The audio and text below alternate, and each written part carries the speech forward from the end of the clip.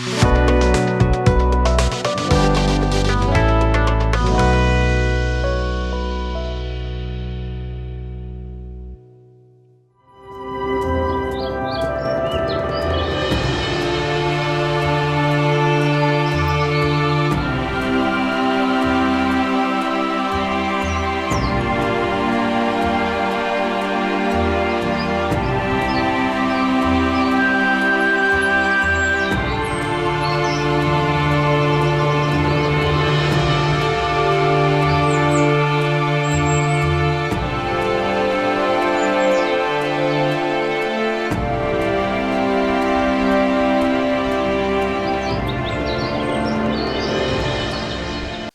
जीशु ख्रीष्ट अति बहुमूल्य नाम संपर्क इंडिया द्वारा प्रस्तुत कार्यक्रम नुआ सकाल आशार आज अध्याय मुझे स्वागत जनाए। प्रभु आपण प्रत्येक को बाहुल्य रूपे आशीर्वाद करूँ।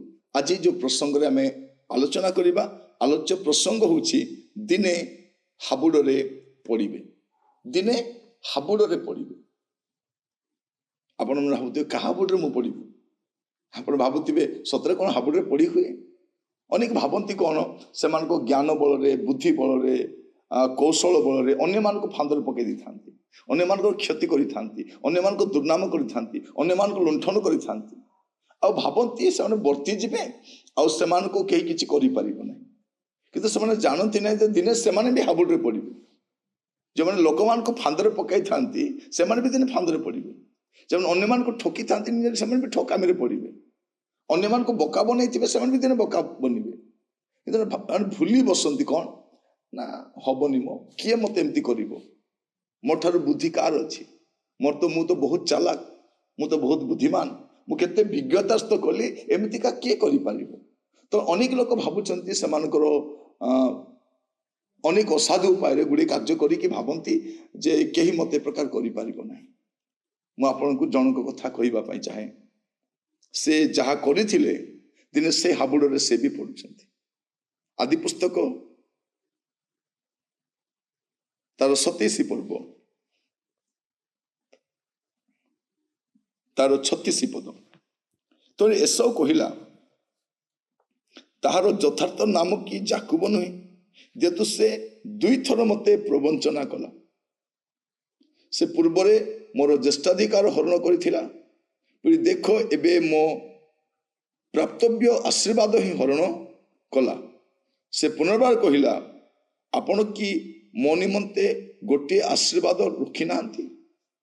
देखु जाकुब से कौन करिछि दी थर भाई को ठकी प्रवंचना कर थरे ज्येष्ठ अधिकार पाए थरे आशीर्वाद पाए पर एमिति परिस्थिति हैला से स्थान छाड़ी ताको दौड़िबा पई पड़िला।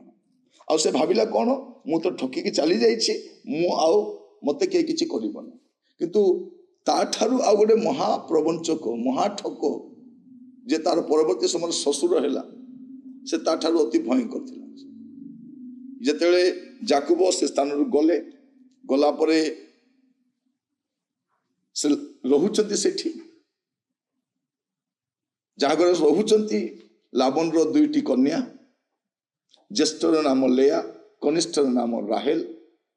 ए दुई को मध्य राहेल प्रति तार प्रेम हैला परे से कौन कला मु मते याकू बाहा दियो। से कहले तुम दास्य कर्म जदि करिवो मु तुमको देबी।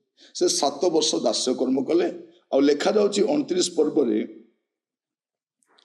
तार 20 पद रे एई रूपे जाकुब राहेल निमंते 7 वर्ष दास्य कर्म कला।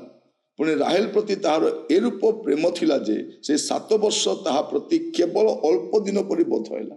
से प्रेम रे पागल ए 7 वर्ष ताको अल्प दिन परि मन हैला।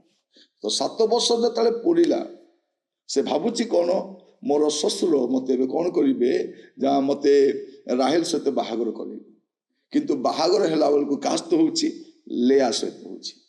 से कौन बोली कहउछंती 25 पद रे मात्र प्रभात हुअन्ते देख से तो लेया तो जाकुब लाबन कहले तुमे मो सहित एक ही व्यवहार कल मु कौन राहेल निमंते तुम दास्य कर्म करना तेबे किए तू मते प्रवंचना कल। एठी भी से प्रवंचना शब्द सेठी भाई की 2 थर प्रवंचना करके आसी 2 थर ଥରେ ଭାଇକୁ ଠକିଲା, ଥରେ ବାପାକୁ ଠକିଲା, ଏବେ ଏଠି ଆସିକି କାହା ହାବୁଡ଼ରେ ପଡ଼ିଛି? ଶ୍ୱଶୁରର ହାବୁଡ଼ରେ ପଡ଼ିଛି। ଆପଣ ଭାବନ୍ତୁ ନାହିଁ ଆପଣ ଉସ୍ତାଦ ବୋଲିକି ଆପଣ ଗୁଡ଼ିଏ ବିଷୟ କରିପାରନ୍ତି, ଦିନେ ଆପଣ ବି ହାବୁଡ଼ରେ ପଡ଼ିବେ। ଇଏ କେବେ ବି ହୋଇନଥିବେ ଯେ ମୋର ଜୀବନରେ ଏ ପ୍ରକାର ପରିସ୍ଥିତି ଆସିବ।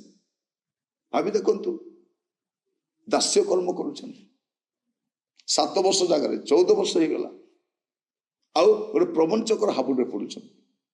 ଆପଣ ବି ମନେ ରଖିଥାନ୍ତୁ, ଯଦି ଆଜି ଆପଣ ଯାହାକୁ ଜ୍ଞାନୀ ମନେ କରୁଛନ୍ତି, ବୁଦ୍ଧିମାନ ମନେ କରୁଛନ୍ତି, ଆପଣଙ୍କ ଜ୍ଞାନ କଳା କୌଶଳରେ ଆପଣଙ୍କର ବୁଦ୍ଧିକୁ ବ୍ୟବହାର କରି ଆପଣଙ୍କର ଅନେକ ଜାଗା ପହଞ୍ଚ ଅଛି ବୋଲି ଆପଣ ଗୁଡ଼ିଏ ବିଷୟ କରିଦେଇକି ଆପଣ ବର୍ତ୍ତି ଯିବେ, ସେମିତିକା ନୁହଁ। ଗୋଟେ ଟାଇମ୍ ଆସିବ ଆପଣ ବି ଶିକାର ହେବେ, ଆପଣ ବି ହାବୁଡ଼ରେ ପଡ଼ିବେ। ତେଣୁ ଅନ୍ୟର କ୍ଷତି କରିବା ପୂର୍ବରୁ ଆପଣ ମନେ ରଖିଥାନ୍ତୁ, ଦିନେ ଆପଣଙ୍କର ବି କ୍ଷତି ହେବ। ଅନ୍ୟର ଦୁର୍ନାମ କରିବା ପୂର୍ବରୁ ମନେ ରଖିଥାନ୍ତୁ, ଦିନେ ବି ଲୋକେ ଆପଣଙ୍କୁ ଦୁର୍ନାମ କରିବେ। ଅନ୍ୟକୁ ଅପଦସ୍ଥ କରିବା ପୂର୍ବରୁ ମନେ ରଖିଥାନ୍ତୁ, ଦିନେ ଆପଣ ଅପଦସ୍ଥ ହେବେ। ଅନ୍ୟର ଅଧିକାର ମାରିଥିବା ଲୋକମାନେ ମନେ ରଖନ୍ତୁ, ଦିନେ ଆପଣଙ୍କ ଅଧିକାର ବି କିଏ ହରଣ କରିନେବେ।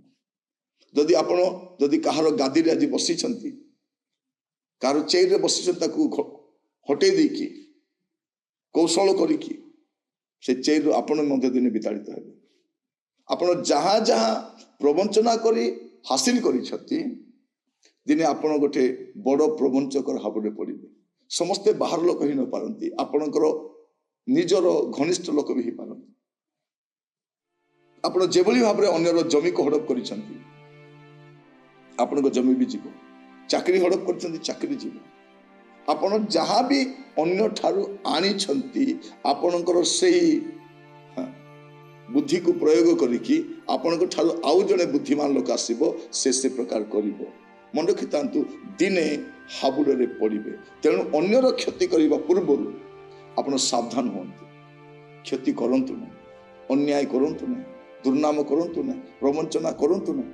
ଚେଷ୍ଟା କରନ୍ତୁ ଯେ କମ୍ ସେ କମ୍ ଆପଣଙ୍କ ଦ୍ୱାରା ଏଗୁଡ଼ାକ ଯେମିତି ହବ ନାହିଁ, ଯଦ୍ୱାରା ସମୟ ଆସିଲେ ଆପଣଙ୍କ ସହିତ ମଧ୍ୟ କରାଯିବ।